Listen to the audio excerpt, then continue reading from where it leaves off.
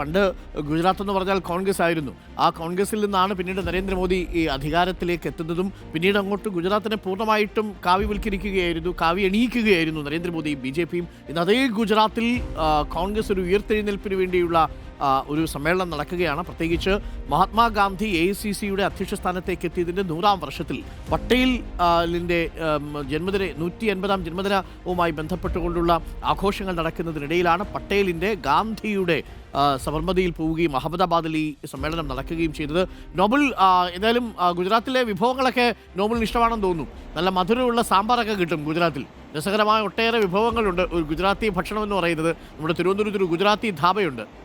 തീർച്ചയായും വളരെ വ്യത്യസ്തങ്ങളായ നിരവധി വിഭവങ്ങൾ ഗുജറാത്തിലുണ്ട്. എല്ലാം ഒന്നും കഴിക്കാൻ പറ്റില്ല. പോയ വഴിക്ക് 1-2 ഒക്കെ ടേസ്റ്റ് ചെയ്ത് ജസ്റ്റ് പോയതല്ലാതെ വിപുലമായി ഒന്നും അങ്ങനെ ആസ്വദിച്ച് കഴിക്കാനുള്ള സമയമൊന്നും കിട്ടിയിട്ടില്ല. എന്താണെങ്കിലും വരും ദിവസങ്ങളിലൊക്കെ അത് നോക്കിയിട്ട് തന്നെ വേണം.